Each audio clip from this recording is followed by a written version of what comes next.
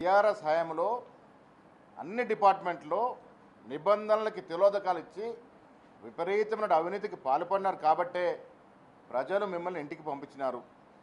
అది కాళేశ్వరం కావచ్చు, భూముల విక్రయం కావచ్చు, ఫార్ములా ఈ రేస్ కార్ల విషయంలో కావచ్చు, ప్రతి చోట ప్రతిరోజు అవినీతికి బీఆర్ఎస్ నాయకులు పాల్పడ్డారు కాబట్టే 10 ఏళ్ళు ఓర్చుకున్న తెలంగాణ ప్రజలు మిమ్మల్ని ఇంటికి పంపించినారు. ఇవాళ కూడా అదే అహంకారపూరితంగా ఇంకా అధికారం ఉన్నట్టుగా కేటీఆర్ గారు మాట్లాడుతూ ఉన్నారు.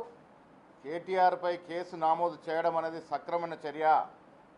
బీఆర్ఎస్ లాగా కక్షపూరితంగా కాంగ్రెస్ పార్టీ పోవట్లేదు. అన్ని నిబంధనల ప్రకారమే జరుగుతూ ఉన్నాయి. రాష్ట్ర ప్రజలు కోరుకుంటుంది, రాష్ట్ర ఖజానాకి ఎవరైతే గండి కొట్టినారో, రాష్ట్ర ఖజానాకి ఎవరైతే నష్టం చేసినారో వారికి శిక్షలు ఉండాలని తెలంగాణ ప్రజలు కోరుకుంటా ఉన్నారు.